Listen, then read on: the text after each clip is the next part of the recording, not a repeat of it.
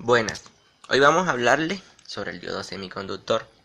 Como ya sabemos, cuando tenemos un material semiconductor, el cual se le añade algún tipo de impurezas para cambiar las propiedades, se le conoce como semiconductor extrínseco.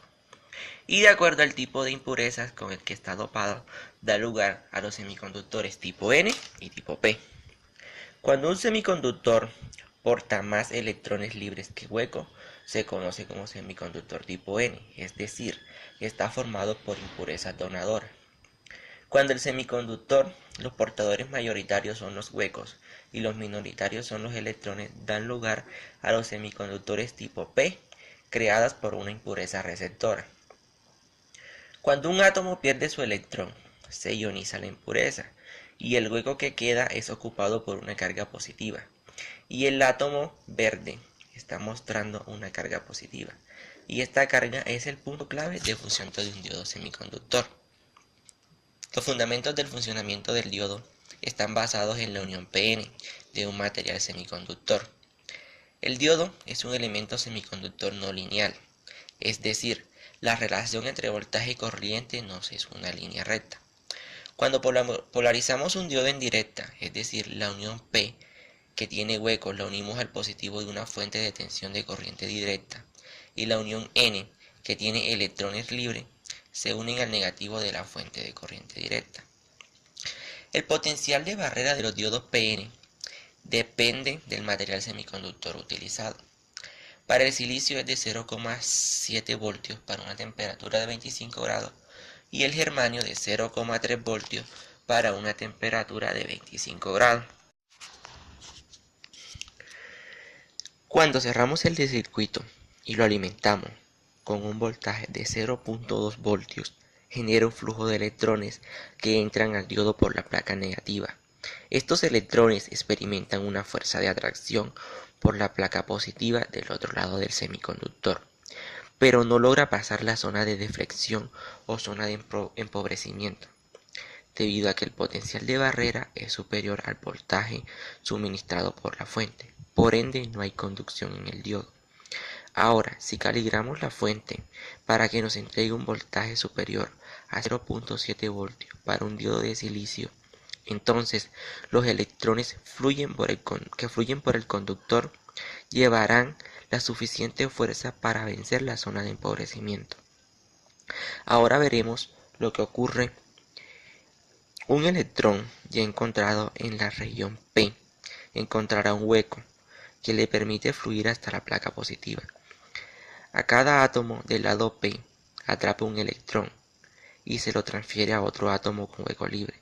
El primer átomo que contribuyó con el hueco libre para ayudar a la circulación del electrón vuelve a tener un hueco libre para ayudar a otro electrón.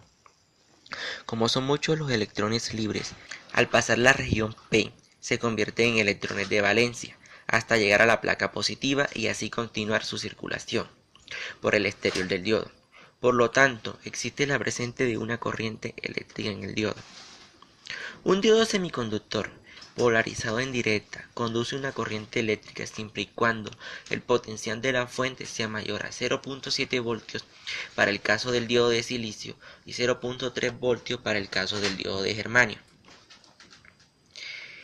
Para un diodo de silicio, conduce cuando el potencial de la fuente es mayor a 0,7 voltios. Menor a ese voltaje, el diodo no va a conducir. Una vez que el voltaje supera los 0,7 voltios, la unión Pn conduce, por lo tanto, existe una corriente que crece abruptamente, cuyo valor está limitado por esta resistencia. Bueno, ahora vamos a mirar qué sucede cuando el diodo se conecta en inversa. Es decir, el lado de la unión P se conecta al lado negativo de la fuente de tensión y el lado N al positivo de la fuente. En este caso, nos interesa es qué sucede.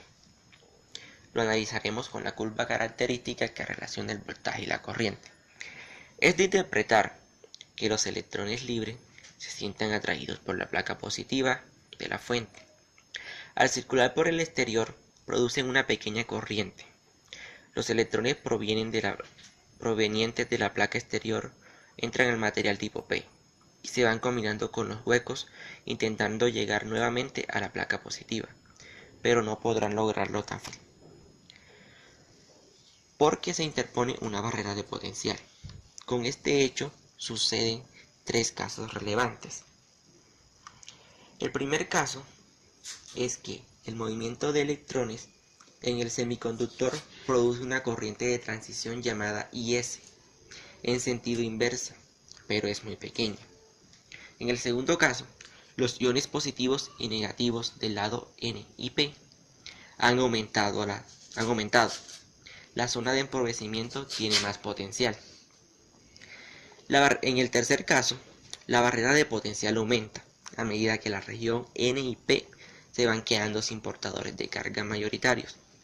La intensidad del campo eléctrico entre la zona del empobrecimiento aumenta hasta que el potencial a través de esta región es igual al voltaje de polarización de la fuente.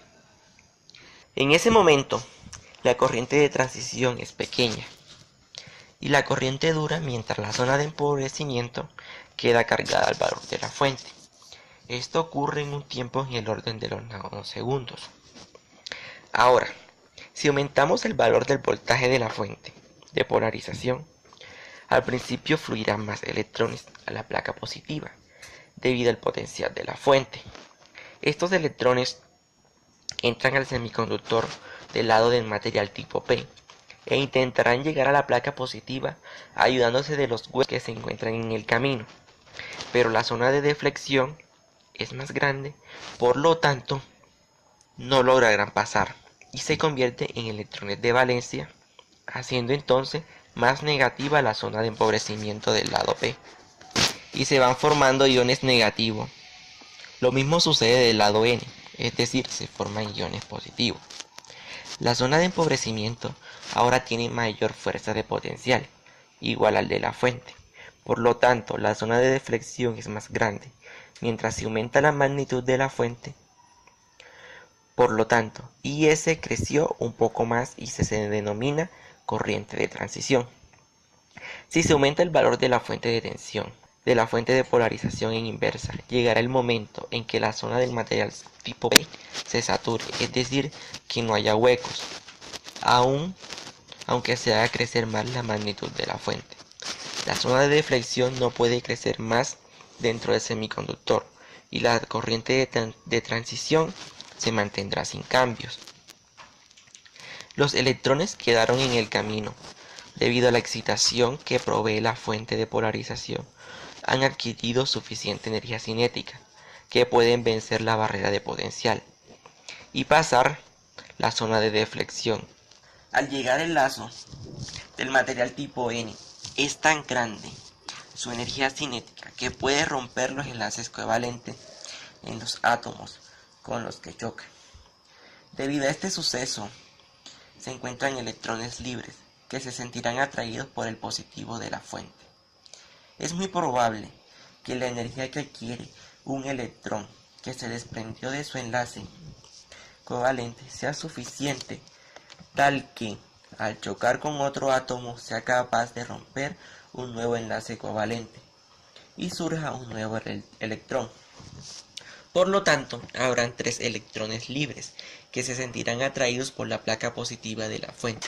A este efecto se le conoce como efecto avalancha, porque un electrón que llega al lado N con suficiente energía cinética y al romper otro enlace covalente, este proceso se va multiplicando los electrones que fluirán por el exterior del semiconductor y de esta manera se genera una corriente brutal en sentido inverso y de manera gráfica se observa así.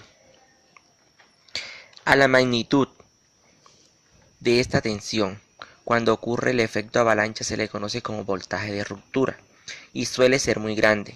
La mayoría de los diodos no son operados en condiciones de ruptura en inversa, debido a que la multiplicación de los electrones de conducción en inversa suele ser muy grande para pequeñas variaciones de la tensión de la fuente.